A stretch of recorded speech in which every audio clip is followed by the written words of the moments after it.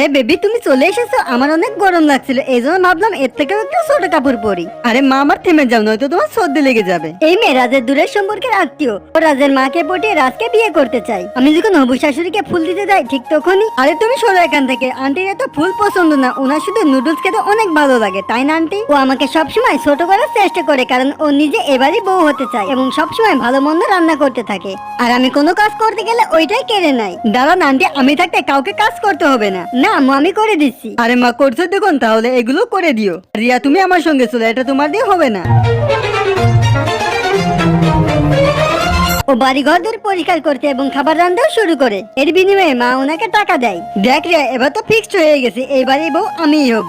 এটা শুনে তো আমার পান নিচে মাটি সরে যায়। আরে দাঁড়া মা, আমি তোমাদের কনফিউশন দূর করে দিচ্ছি। তোমার পরিশ্রম দেখে আমি এই উপহারটি তোমাকে দিয়েছি, আর আমার বৌমা তো শুধু রিয়াই হবে, কারণ আমি আমার বৌমাকে চাকরানি নয় রানী বানিয়ে রাখতে চাই। বন্ধুরা, আমার এই ভিডিওগুলো তোমাদের কাছে কেমন লাগে সেটি অবশ্যই কমেন্ট করে জানাবে এবং অবশ্যই চ্যানেলটিকে সাবস্ক্রাইব করে দিবে।